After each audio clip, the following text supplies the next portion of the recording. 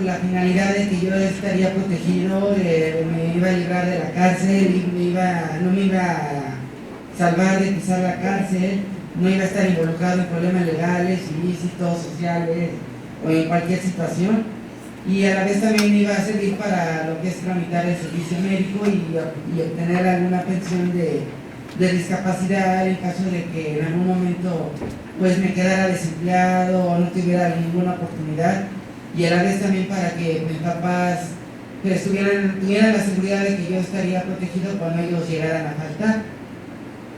Fue así eso fue lo que nos llevó a convencer de tramitar este juicio. Obviamente ahí no sabíamos ni teníamos conocimiento de ciertamente lo que significaba y lo que era, y tampoco conocíamos la convención. Esto pues todo ocurrió de manera antes.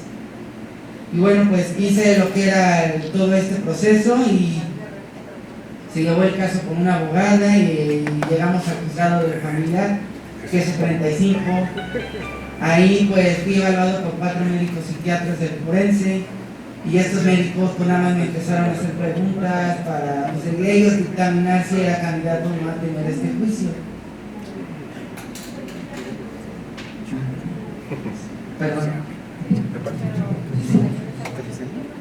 Perdón. Entonces, pues retomando, les decía que fui evaluado por 4 médicos psiquiatras. Ellos me empezaron a hacer preguntas acerca de, pues, a qué me dedicaba, qué es lo que hacía, qué gustos tenía, qué era el síndrome de Asperger, qué pensaba sobre el gobierno de nuestro país, qué era el juicio de interdicción, por qué lo tramité. Y a la vez de pues, todo lo que yo le fui contestando y en su evaluación ellos dictaminaron que yo era candidato a tener este juicio. Algo muy importante ahí es que no vi al juez, él estaba pues sentado en el fondo ahí en su oficina, y pues cuando yo llegué al juzgado pues tuve la inquietud y pregunté ¿cómo es el juez? ¿Dónde está el juez? ¿Nos va a asistir? Y pues su asistente y la gente del Ministerio Público me dijeron que no, que el trámite no era con él. Y al principio pues yo me imaginaba que tenía su toga, su birrete, pero no, me dijeron que no era así, era pues, un abogado igual, que bueno, en cierto grado arriba, como los demás. Y bueno, ya a la vez de que tuve este juicio, llegué en marzo del 2009 a CONFE. Ahí entré también con la finalidad de desarrollarme, tener mejor calidad de vida, tener mejores oportunidades y habilidades, y poder en el futuro integrarme a un empleo y tener una vida independiente. Bueno, empecé a ir capacitándome en el taller de bodega, porque en un principio yo quería el taller de cocina, pero tenía mucha demanda y pues me decidieron poner ahí, y posteriormente pues tuve problemas ahí con mi jefe y algunos compañeros y decidieron pedir mi cambio al taller de panadería. Bueno, en realidad es galletas finas y repostería. Ya transcurriendo ahí, pues una vez me invitaron al taller de autogestores, algo que ya un programa que se había manejado y que fue creado por la maestra Gabriela Martínez Olivares, directora del movimiento asociativo de ahí y de la red nacional de CONFE, que en parte ella y la maestra Claudia Rosillo me hicieron la invitación para formar parte de este grupo y integrarme con mis demás compañeros. Ahí me explicaron que íbamos a lo que era ahí, empecé a conocer la convención, a conocer mis derechos, mis obligaciones, aprender a lo que CONFE estaba trabajando por la inclusión de personas con discapacidad, y a la vez también conocer las inquietudes y experiencias de mis otros compañeros. Ahí pues con el desempeño de las reuniones se tocó el tema del artículo 12, que es igual reconocimiento como persona ante la ley, de la Convención de los Derechos de las Personas con Discapacidad. Ahí pues fue invitado el abogado Andrés Aguilar Gómez Mont para explicarnos de manera fácil y accesible qué significaba este artículo, y a la vez, como nos decía Paula, era igual reconocimiento como persona ante la ley y el respeto a la capacidad jurídica y de ejercicio. Y también ahí habló sobre el juicio de interdicción, explicando los pros y los contras. Ahí pues al escucharlo yo al abogado le dije, yo tengo este juicio de interdicción, y al escucharlo de que todo lo que nosotros pensábamos, él decía que no, no me serviría de ninguna forma, yo le dije que si se podía revertir, si se podía quitar. Él me dijo, sí, claro, se puede. Pero ahí no sabía que lo tenía que hacer el tutor y pues todo este proceso, pues no. Por lo que él me hizo la invitación de que él pudiera llevarme el caso, pudiera apoyarme para poder hacer este proceso de revertir el juicio. Y pues posteriormente yo lo platiqué con mis papás, se hizo una reunión ahí en mesa redonda con personal de CONFE, directivos, de la maestra, Gaby, y también en ese entonces la directora que estaba, Abigail Hernández Mejía, que en paz descanse, bueno, dio mucho impulso a la inclusión y apoyar este caso, y pues juntos emprendimos esta lucha. Todo esto se dio en junio del 2011, fue cuando inicié lo de la demanda para poder quitar esto del juicio. Bueno, empezamos ahí con igual, curiosamente fue en el mismo juzgado, el 35 de lo familiar, y con el mismo juez. Ahí pues obviamente igual tampoco, no fui llamado, pero metimos lo que es el acta, y pues obviamente nos contestó de manera de que pues no procede, no es válido, no existe ninguna violación alguna y no procede. Muchas gracias. Bueno, y pues a la vez a su contestación de este juez, él me dijo que me iba a nombrar un tutor de DIF para que él pudiera estar presente en las audiencias, en los tribunales, y a la vez él tomar alguna decisión si era viable o no quitarme este juicio. Y pues eso no le gustó a mi abogado, y él platicó conmigo y me dijo, no tenemos por qué aceptarlo, porque tú tienes la capacidad, tú tienes las habilidades, tú puedes decir, tú puedes hablar ante el juez y decirle tus habilidades y saber en qué decisiones tomar los apoyos y qué decisiones puedas pues tomarlas tú por ti mismo. Y claro, sí, accedimos, y obviamente pues decidimos seguirnos en una organización más arriba, subiéndonos, y llegamos al Tribunal Superior de Justicia. Ahí pues con los jueces obviamente pues también se dio la misma situación.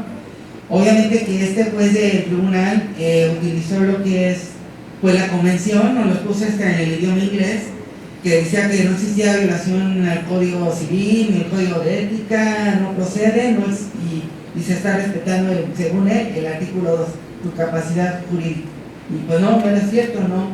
Obviamente que esto le llevó a mi abogado en decir no, tenemos que seguirlo más arriba, no vamos a tirar la toalla, y esto pues se va a poner así muy bueno, muy emocionante, se van a poner duros los golpes. No literal, Y bueno, pues obviamente llegamos a lo que es a la Suprema Corte de Justicia de la Nación. Ahí metimos el expediente, todo lo que habíamos pasado pues en los tribunales y en el juzgado, y pues obviamente nos dieron la buena noticia el 6 de marzo de 2013. Bueno, un primer día histórico, porque ya se iba a ser fue atraído por el ministro Arturo Saldívar, que él elaboró lo que es, le dio seguimiento y elaboró este proyecto a presentencia para que pudieran determinar un resultado favorable y en espera de una fecha para los mismos. Y pues obviamente el segundo día más histórico llegó el 16 de octubre del año 2003.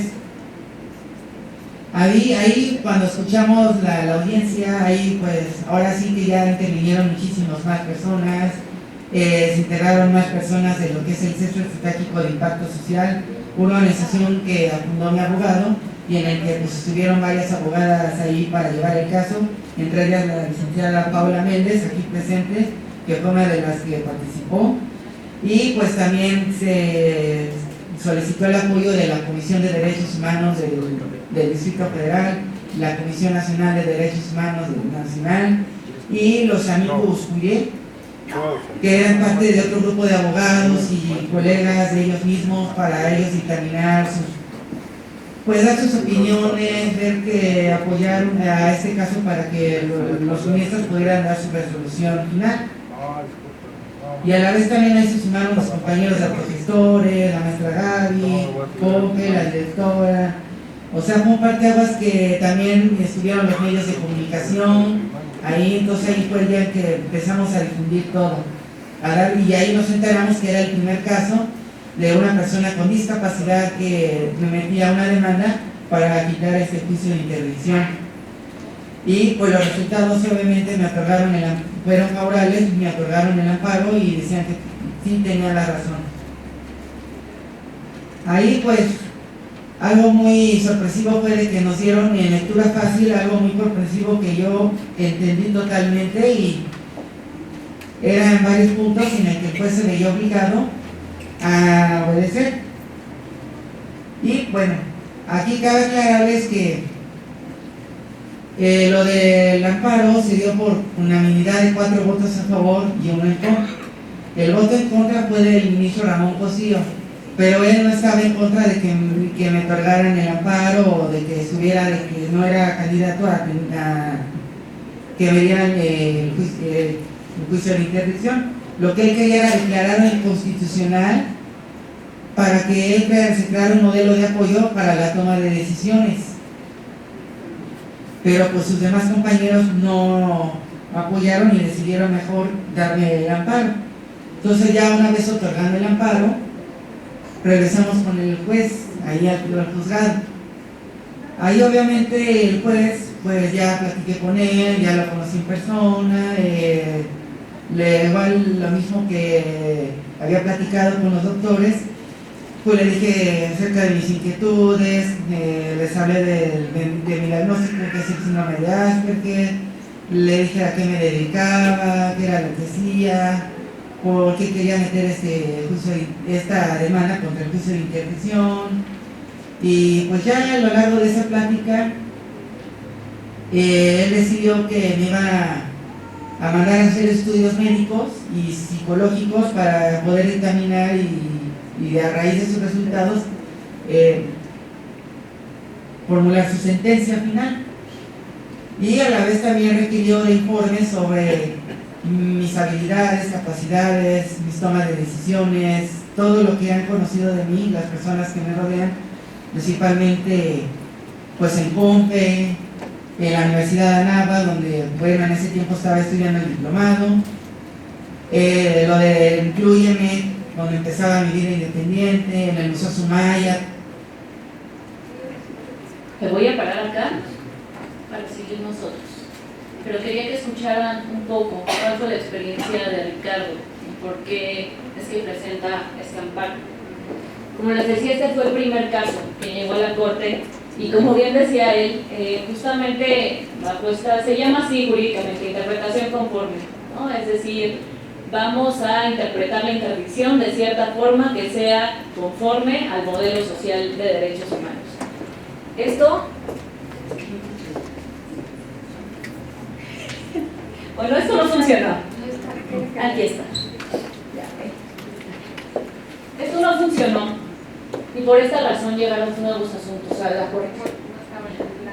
El caso que llegó después del de Ricardo fue el caso de Tomás Barro, el amparo en revisión 1368-2015.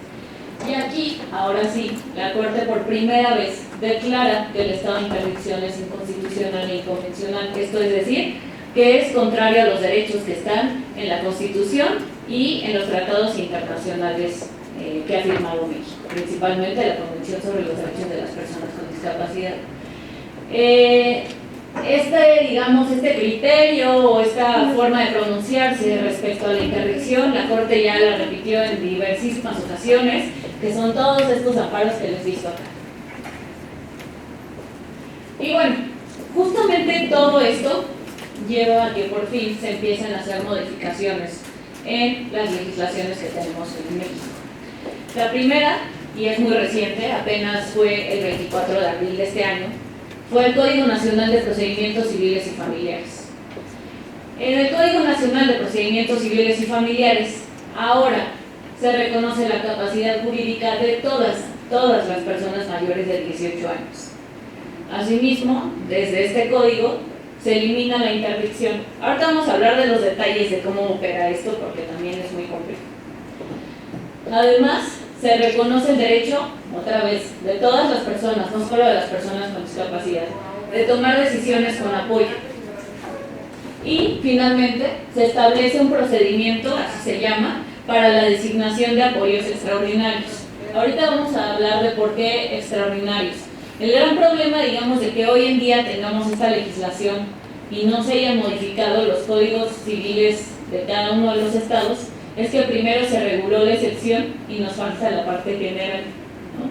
Pero bueno, un poco para que esto se entienda, el Código Nacional de Procedimientos Civiles y Familiares justamente regula los procedimientos. Antes teníamos uno por estado, ahora tenemos uno nacional. Pero también tenemos códigos civiles por cada uno de los estados. Ok, entonces, bueno, como decíamos, ¿qué implica básicamente esta modificación? Un reconocimiento a la capacidad jurídica universal, o sea, de todas las personas, el reconocimiento al derecho de contar con apoyos para el ejercicio de la capacidad jurídica. Ojo, este derecho, establece el Código Nacional de Procedimientos Civiles, será optativo, justamente es un derecho, la persona puede elegir si lo toma o no, salvo, en este caso extraordinario que regula el Código Nacional de Procedimientos. Y también establece cuáles son el tipo de apoyos que la persona o las personas podemos tomar, ¿no? Uno es en la comunicación, otro en la comprensión de los actos jurídicos y sus consecuencias, y finalmente en la manifestación de la voluntad. Ok, vamos a abordar específicamente el supuesto que está previsto en el Código Nacional de Procedimientos Civiles. Otra vez, quiero recalcar esto varias veces porque es importante.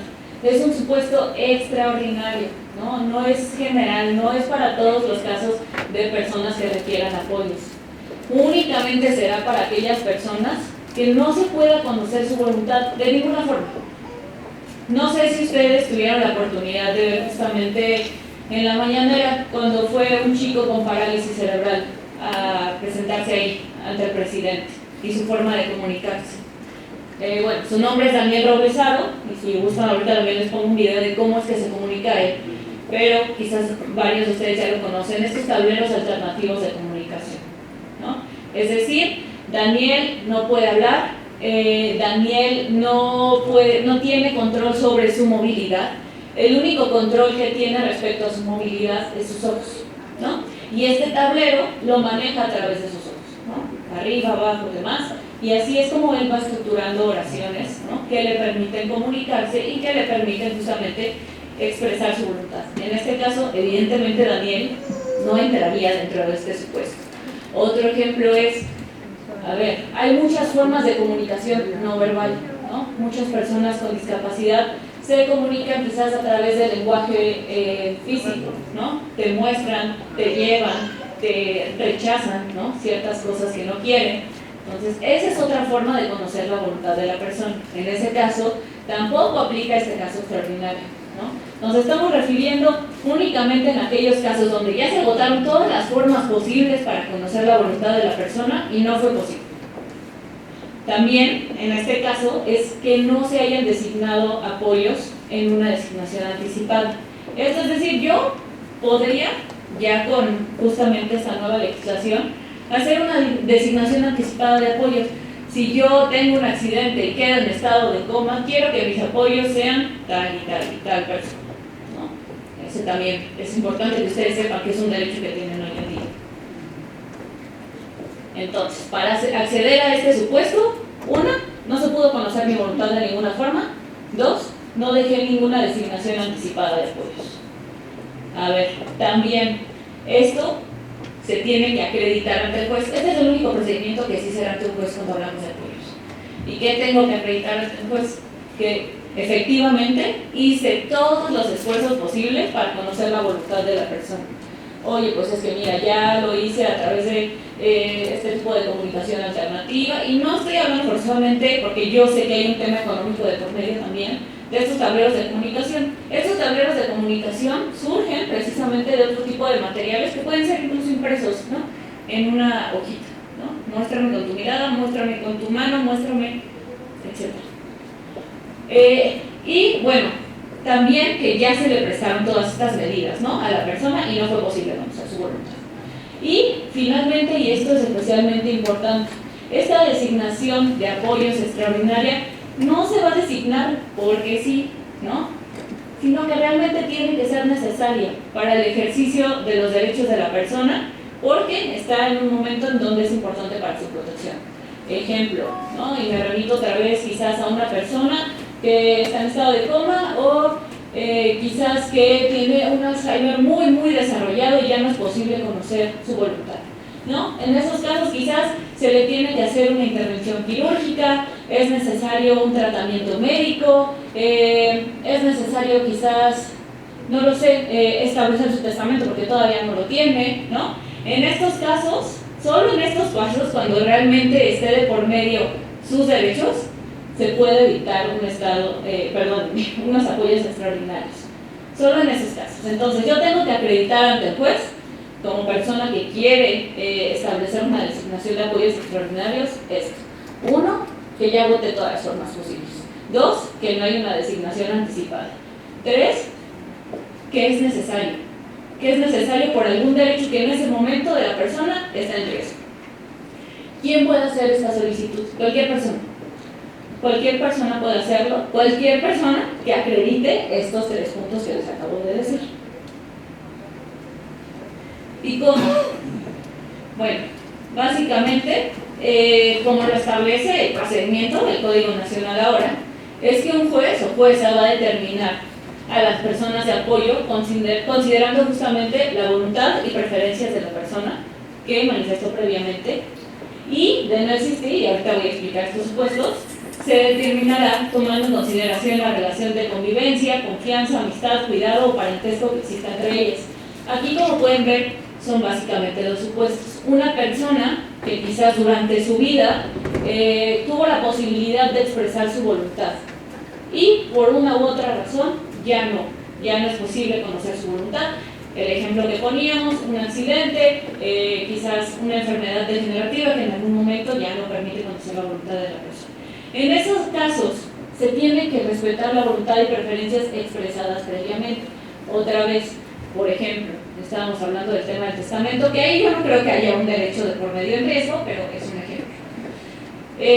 La persona que está apoyando de forma extraordinaria tendría que respetar las preferencias y voluntad de la persona. Si esa persona como apoyo extraordinario le está diciendo, bueno, en este caso vamos a dejarle este bien a este hijo que en 15 años no la ha venido a ver, probablemente esas no son las voluntades y preferencias de la persona.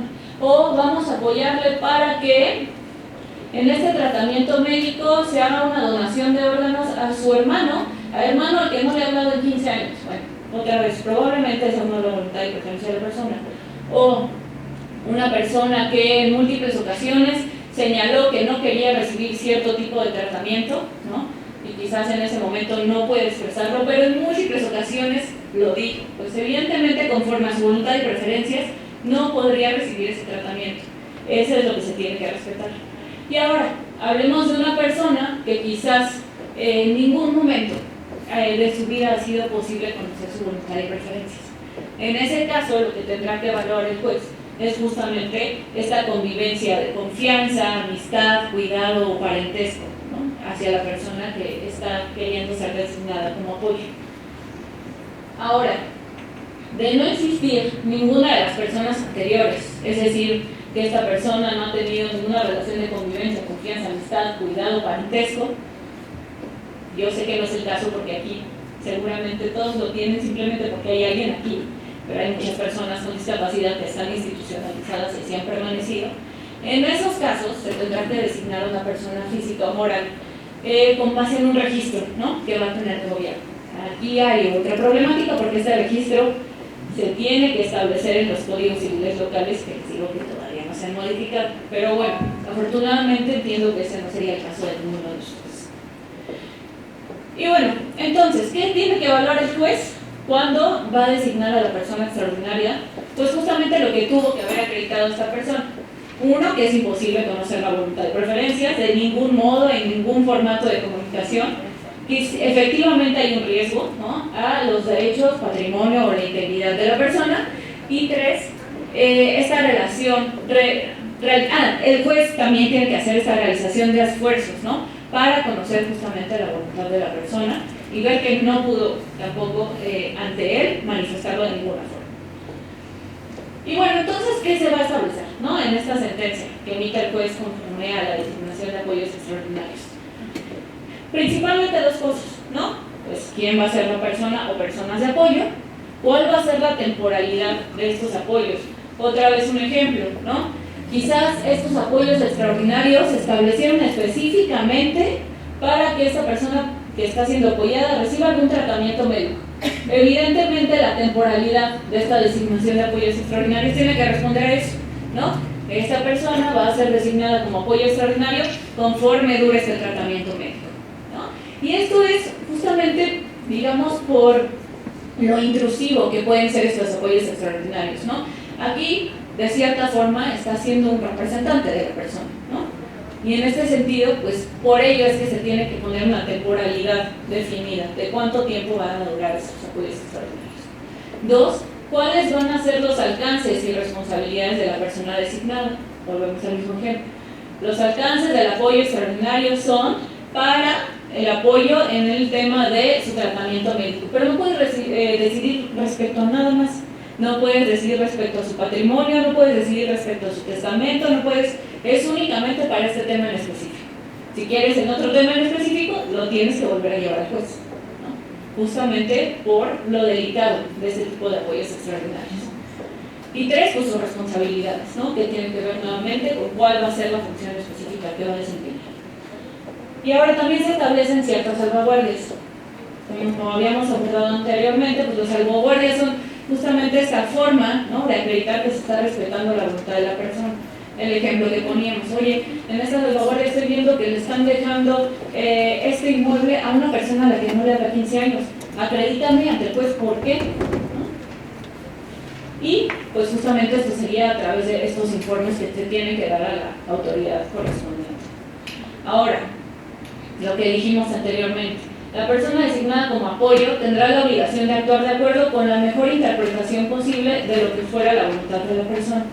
Esto yo sé que suena muy abstracto y esto se le tendrá que ir dando contenido conforme se vaya aplicando, pero nos referimos a muchas cosas, ¿no? La trayectoria de vida, sus valores, sus tradiciones, sus creencias, las manifestaciones previas de voluntad, su contexto, ¿no? La información con la que cuentan las personas de confianza y también tomando en consideración que quizás hoy en día no hay la tecnología suficiente para conocer la voluntad de la persona, pero podría verlo en 1 o 2 años.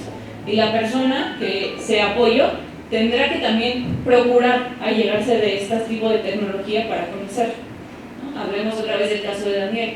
Quizás Daniel hace 5 años no habría podido expresar su voluntad, hoy en día puede hacerlo, ¿no? Entonces, justamente es eso, estar como en constante, pues sí, en constante curiosidad, ¿no? De conocer cuáles son los medios a través de los cuales la persona puede manifestar su voluntad. Y es esto que les digo, ¿no? Tiene que hacer esfuerzos constantes para, dentro de sus posibilidades, pues conocer la voluntad de la persona. Aquí vamos a ver algunos ejemplos, ¿no? Porque yo sé que a veces esto puede sonar muy abstracto. Y para esto no quiero dejar de mencionarles que hoy en día estamos un poco en una problemática. Yo no sé cuántos de ustedes, sus hijos sean menores de edad y cuántos ya estén, digamos, en la mayoría de edad, ¿no? Pero, como les dije, hoy las modificaciones únicamente se han hecho en el plano nacional, ¿no? En la ley que digamos, prevé este supuesto extraordinario. Y me dirán ustedes, ¿qué pasa con todos nosotros que necesitamos un sistema de apoyo? Que mi hijo sí puede o hija puede expresar su voluntad, pero no tenemos un sistema de apoyos. Y hoy en día, idealmente, y esto se los digo, los jueces ya no pueden aplicar la interdicción, justamente por estos, digamos, por estas sentencias que ha emitido la Corte, ¿no? Estas sentencias imposibilitan a que los jueces establezcan estados de interdicción. Idealmente, digamos, irresponsabilidad lo siguen haciendo, no deberían de hacerlo. Y esto también, porque idealmente, conforme al Código Nacional, tienen 3 años los estados para modificar sus códigos civiles locales.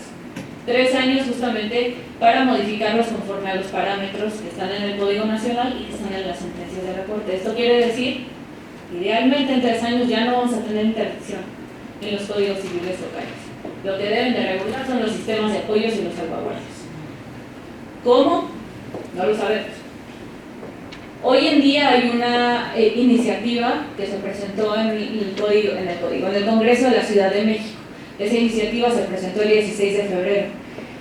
Todavía está en estudio, esperemos que salga pronto y esperemos que salga, digamos, ya, porque urge, ¿no? Pero, bueno, básicamente, como se está estableciendo, por ejemplo, en esta iniciativa, es que se va a hacer a través de 2 vías, ¿no? A través de contratos privados, ¿no? O ante un fedatario público o un notario. Esto va a depender, digamos, del tipo de acto jurídico y la cantidad que pudiera estar involucrada, ¿no? Quizás si una persona está solicitando apoyo para que le ayuden a tramitar su pasaporte, sería una tontería tener que ir ante un notario y gastar en eso, ¿no? Pero quizás si una persona está solicitando el apoyo para que le ayuden a hacer un contrato de compraventa de un bien inmueble, pues bueno, eso se tiene que llevar a un fedatario público, ¿no? Entonces, esa es un poco la propuesta que está hoy en día en el Congreso de la Ciudad de México. Insisto, todavía no es ley, esperamos que lo sea pronto, pero es la primera, ¿no?, que tenemos ahí presentada y tenemos hasta el 2027 para que todos los códigos civiles del país lo modifiquen. Hoy en día, ¿qué se puede hacer? Hoy en día lo que se puede hacer es, no tenemos legislación, pero sí tenemos esta obligación de los jueces de aplicar sistemas de apoyos conforme a la ley, conforme a las sentencias de la Corte. Se puede justamente a través de esta jurisdicción voluntaria que antes servía para la interdicción, solicitar al juez sistemas de apoyo, ¿no? Que el juez, a través de este procedimiento en el que generalmente se dictaba la interdicción, ahora dicta un sistema de apoyo. Esto mientras no tenemos nada. Ahora, esto es solamente para aquellas personas que ya llegaron a la mayoría de edad y realmente tengan una necesidad de apoyos. A ver, yo veo también en muchas ocasiones que al llegar a la mayoría de edad, a muchas personas con discapacidad intelectual sobre todo, hay una urgencia por declararlos en estado de interdicción. Otra vez bajo esta concepción de que se les protege, de que qué va a pasar si yo me muero mañana, ¿no? En realidad, como les decía anteriormente, esto no responde a esas necesidades o a esas preocupaciones en específico. Yo quiero un poco que ustedes reflexionen conmigo. ¿Qué es, digamos, lo que queremos que proteja a nuestros familiares, ¿no?, una vez que no estamos? Pues realmente son estas redes de apoyo que se han construido. Y esas redes de apoyo no se vuelven realidad por el simple hecho de declararlo en estado de interdicción, ¿no? Entonces, otra vez, uno, ya no lo vamos a tener en 3 años, idealmente, entonces creo que es un gasto que podría resultar un poco absurdo, ¿no?, declarar esta interdicción cuando esto vamos para atrás, sino más bien, si realmente es necesario, ¿no?, que esta persona reciba en este momento apoyos para algo, solicitar del juez un sistema de apoyos. Y ahorita, si quieren, vamos a preguntas en específico porque quizás las hay. Finalmente, yo nada más quisiera dar algunos ejemplos, ¿no?, de a qué nos referimos con sistemas de apoyos y salvaguardas. Y esto lo hago porque sé que a veces suena como muy abstracto, pero en realidad cuando hablamos de apoyos o ajustes, no es tan complejo, ¿no? Por ejemplo, un apoyo o un ajuste que se le puede dar a una persona que tiene que tomar una decisión es simplemente saber qué opciones tiene, ¿no? Cuando nosotros vamos, por ejemplo, con un abogado es, yo tengo esta problemática, quiero resolverla, ¿qué puedo hacer? ¿No? Pues el juez el abogado lo que te va a decir es, tienes esta opción, ¿no? A partir de ahí tú puedes decidir. 2, que te den la información completa, clara, accesible, ¿no? Yo conozco muchos colegas que hablamos como leguleyo, decimos nosotros, ¿no?, de una forma que nada más nosotros nos entendemos. Entonces, esta información pues tiene que ser adecuada a la persona que la está recibiendo. Otra, habilidades. Y es un poco lo que les decía y que creo que es importante empezar a trabajar desde el núcleo más cercano. La falta de conocimiento sobre cómo comunicar mis elecciones. Otra vez, si a una persona con discapacidad desde que es chiquillo, en ningún momento se le dio siquiera la oportunidad de decidir qué ropa se va a poner, ¿cómo queremos que comunique sus elecciones respecto a otros planos? ¿No? O en ningún momento se le dio la opción de decir o de expresarle, vamos a ir con tu tía, ¿tú quieres ir? ¿No? ¿Cómo queremos que entonces la persona posteriormente pueda tener estas habilidades de decir, yo no quiero que esta persona sea mi amiga, o me asesore, o me apoye, ¿no? Esas son el tipo de habilidades que hay que ir trabajando en casa. La falta de confianza, pues esto evidentemente va estrechamente de la mano con lo que acabo de decir, ¿no? Una persona a la que jamás se le dio la confianza de, aquí están 10 pesos, compra lo que se te antoje, ¿no? ¿Cómo después va a poder con un patrimonio más grande, ¿no? Y el miedo, pues evidentemente va de la mano con esto. Otra, las relaciones, ¿no? Justamente que familiares y otras personas me impidan tomar mis propias decisiones con esta sobreprotección. Esta sobreprotección que en realidad no es exclusiva de las personas con discapacidad. En realidad, cuando ciertos padres o madres impiden que los hijos hagan cierta cosa, pues en realidad es nada más para dormir más tranquilas, ¿no? Pero realmente para la independencia o autonomía de la persona hay que ver hasta qué punto estamos siendo un apoyo y no un estorbo. Que las personas me sigan considerando como un niño y me traten como tal, esto no se los tengo que explicar porque seguramente lo han vivido en múltiples ocasiones. Que las personas piensan que no voy a entender, ¿no? Que no puedo tomar decisiones. Y otro ejemplo acá, yo me peleé muchísimo con esto, ¿no? Cada que vamos, así yo no lo había dicho, yo tengo un hermano con discapacidad intelectual. Cada que vamos a un restaurante, ejemplo, no le dan carta a él, ¿no? ¿Por qué? No sé, ¿no? Y esto es cada vez una carta para él también, ¿no? Él no lee, pero no importa. Ahí hay imágenes y si no, también tiene el derecho de ver la carta, ¿no? Desde ahí empieza también el tema de fortalecer estas habilidades y relaciones para que la persona pueda decidir. Ahora, se supone que el personal que me da apoyo, pues en realidad está dirigiendo mi vida, ¿no? Y esto otra vez, creo que los familiares caemos en esta problemática y en esta actitud en muchas ocasiones, ¿no? Y yo sé que es bien difícil, ¿no? A veces en el día a día, en la prisa, por ejemplo, eso que puse, ¿no? De que no se le da la oportunidad a la persona con discapacidad de, no sé, de elegir qué se va a poner. Y eso otra vez, perdón, voy a poner un ejemplo, ¿no? Con mi hermano esto fue algo que se tuvo que ir trabajando incluso, ¿no? Porque la prisa del día a día es, ten, aquí está tu ropa y vámonos, ¿no? Bueno, pues entonces tomémonos 10 minutos más para que la persona pueda elegir, ¿no? Y, a ver, es que yo me estreso si lo veo y no se lo pongo, salte del cuarto. Es un ejemplo, ¿no? Salte del cuarto y dale la autonomía de elegir qué se va a poner. La desesperación es tuya y ese es tu problema. Y bueno, finalmente, y esto va de la mano con todo lo que acabamos de decir, las personas que me rodean no creen que pueda decidir. Y bueno, evidentemente yo no voy a poder decidir si no me han dado las habilidades y la posibilidad de hacerlo. Oportunidad, ¿no? Esta falta de confianza justamente en que la persona decida es basada en experiencias pasadas negativas. Pues otra vez yo creo que ahí entonces nadie deberíamos decidir sobre nuestra vida. Todos tenemos el derecho al error, la dignidad del riesgo, ¿no? Todos aprendemos de esos errores, también las personas con discapacidad. Y eso va de la mano con esto. Otras personas no quieren que cometa errores. Pues no sé qué hacer con eso. Yo sé el miedo que eso implica, ¿no? Yo lo entiendo también. Pero no hay otra forma de que la persona pueda crecer en esa autonomía, en esa independencia sin cometer errores. No, pues es que me da miedo darle 20 pesos y entonces que se los regale a...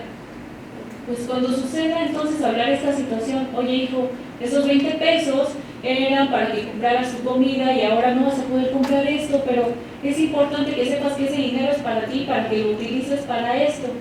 Para que entonces cuando este niño ya no sea un niño y sea un adolescente, sepa que tiene gestión sobre su propio dinero y sepa cómo crecer. Quiero poder salir en el momento en el que lo deseo, comprar donde quiero y tomar decisiones sobre el momento en el que lo hago y no en el momento y en el lugar en el que le conviene al personal, ¿no? Justamente esto que decíamos. Y yo sé otra vez que esto es complejo, pero así como con sus hijos o hijas, sin discapacidad, ¿no? Mientras van creciendo, van teniendo autonomía, ¿no? Van teniendo la capacidad o la posibilidad de decir, oye, yo no quiero ir con mi tía, ¿no? La verdad es que me aburro mucho ahí. Pues bueno, también sus hijos con discapacidad tienen ese derecho a decir, hoy no quiero, ¿no? Y bueno, vamos a ver algunos ejemplos. ¿Cuáles son algunos ajustes o apoyos que se pueden tomar para que las personas con discapacidad justamente puedan ejercer su capacidad jurídica o su capacidad o su derecho a decidir? Ya abordamos algunos, pero vamos a ver. Esta toma de decisiones independiente. Lo que decíamos, un tiempo adicional para tomar decisiones. Estamos muy acostumbrados a que la comunicación y las formas de toma de decisiones sea de una forma convencional, normal, ¿no? Rápida, al momento. Pues no, hay muchas personas con discapacidad que van a necesitar un tiempo adicional para procesar la información que le estamos preguntando y para responderla, ¿no? El ejemplo que poníamos de la ropa, pero esto entra en muchos otros ámbitos y decisiones más. 2, que la información se dé en lenguaje sencillo o de fácil lectura, o de forma accesible, ¿no? Porque hay muchas personas con discapacidad que yo sé que no leen, ¿no? Mi hermano, por ejemplo.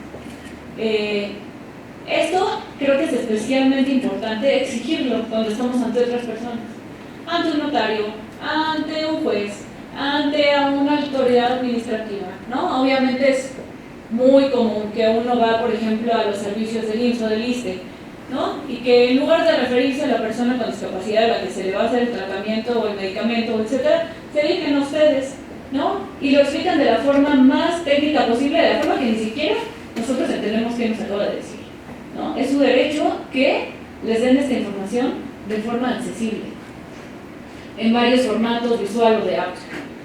También la persona puede tener ciertos apoyos en la comunicación, por ejemplo, esto que decíamos, ¿no? En el caso de Daniel, pues una tecnología de asistencia como este tablero. Pero también hay muchas otras, ¿no? Hay muchos, por ejemplo, personas con parálisis que yo he conocido que se comunican a través de su celular, ¿no? Ahí escriben justamente lo que quieren decir. Esta asistencia informa, ¿no? Nuevamente, cuando vamos a estos servicios del IMSS o del ISSSTE, que dicen, no, solo puede entrar quien va a recibir el servicio. Oye, no, pero necesita apoyo informal. No tengo ninguna declaración de nada, pero él tiene derecho que yo entre y le brindo ese apoyo. Y bueno, esto que decía, el apoyo para desarrollar la capacidad de autogestión. Para hacer un apoyo no hay que ser un estorbo. La toma de decisiones con apoyo. Algunos ejemplos también. Este apoyo entre pares, ¿no? Pares, personas que digamos que están en mi misma situación similar. Justamente es lo que les decía de este programa de autogestores de compra, ¿no? Por ejemplo. Que obviamente no es lo mismo que yo le pida un consejo a mi mamá sobre mi novio a que se lo pida a una amiga, ¿no? Yo creo que todos ustedes no se sentirían igual de cómodos. Yo me siento mejor contigo. Esta promoción y defensa de derechos. Las redes de apoyo personal, los acuerdos de representación formales, las personas de apoyo principales que se ocupan de ayudar a la persona en algunos casos en específicos. Y aquí, por ejemplo, ¿no? También mi hermano, yo sé que tiene mucha confianza, ¿no? Con nosotros, en familia, pero sé también que para ciertos aspectos en específico, quizás es un mejor apoyo la persona con la que está recibiendo talleres de vida independiente, ¿no? Y aquí hay que también ceder, ¿no? Saber que no podemos ser apoyo en absolutamente todos los ámbitos de la vida de la persona. Los apoyos en la comunicación, nuevamente, que son los que habíamos abordado.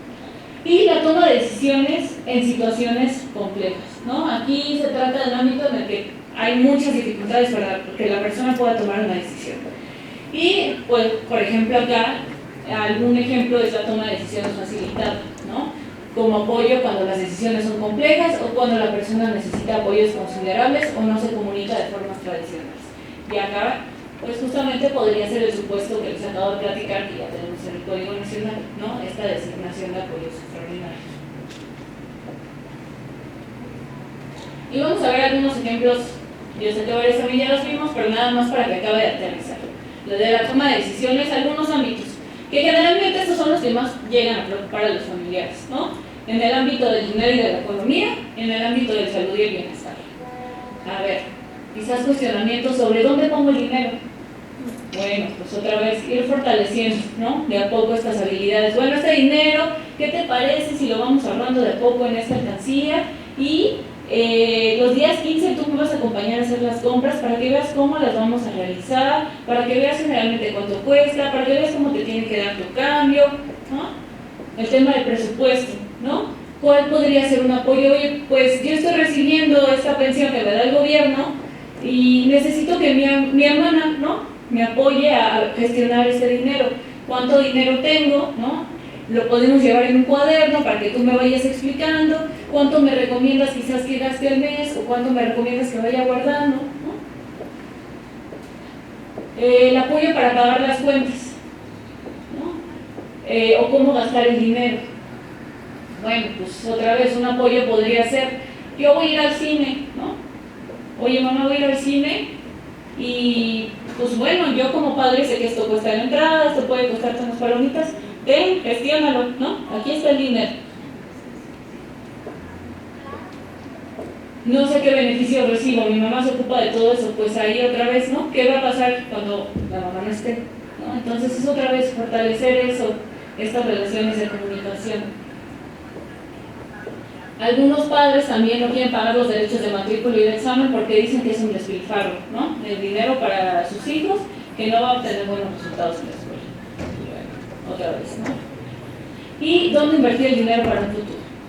¿No? Varias veces se perdió mi dinero, que mi habitación está cerrada con llave. Y estos son algunos ejemplos de justamente cómo ser un estorbo, ¿no? Bajo el miedo de que quizás mi hijo se gaste el dinero que ganó en el taller de galletas, pues en lugar de que él pueda gestionar un porcentaje de eso que está ganando, ¿no?, y yo apoyarlo sobre cómo gestionarlo, pues se les compra. Y esto, al final, ¿cómo va a ayudar a su autonomía e independencia a largo plazo cuando yo no esté? Otro más, en el ámbito de la salud y bienestar. Por ejemplo, ¿no?, esto que decíamos, ir a consultas con profesionales médicos. Bueno, esto es muy común, si nos pasa a nosotros, que no les pase a las personas con discapacidad, que los propios médicos decidan, ¿no?, cuando me siento bien o mal. O poder decidir sobre la atención médica ginecológica, ¿no? Y esto es especialmente importante para las personas con discapacidad, sobre todo las mujeres, ¿no?, que no se le escucha respecto a quizás ciertos síntomas que está teniendo porque no tiene credibilidad, ¿no?, lo que está diciendo, o que no se le da la información completa para que ella pueda decidir. No es solamente, oye, te voy a dar un anticonceptivo para que no tengas hijos, oye, no. Y esto para todos, ¿no? Esto, ¿qué me va a provocar en el día a día? ¿Qué voy a sentir? ¿Y qué pasa si me lo dejo de tomar un día? Dar esta información completa y de forma accesible a sus hijos e hijas, ¿no? Para que ellas realmente puedan tomar esta decisión. Si no le estás diciendo cuáles son las consecuencias, cuáles son las implicaciones, pues realmente no le estás dando una decisión informada. Elegir tomar mi propio medicamento, y esto pasa mucho con las personas con discapacidad psicosocial, ¿no?, con depresión, con ansiedad, con esquizofrenia, etc. No solamente, a ver, tómate este medicamento porque así te voy a controlar y vas a estar muy adormecido. ¿Qué implica que yo me tome ese medicamento? ¿Qué reacciones secundarias puedo tener? ¿Qué reacciones puedo tener a largo plazo? No opinar para nada cuando se hacen las citas médicas. Y aquí otra vez voy a dar un ejemplo de mi hermano, ¿no? A mi hermano lo estuvimos llevando varios años a un psiquiatra, que él tenía ciertos temas de comportamiento y de agresividad, ¿no? Y era muy evidente, cuando llegábamos con el psiquiatra, mi hermano, si queríamos controlar esos temas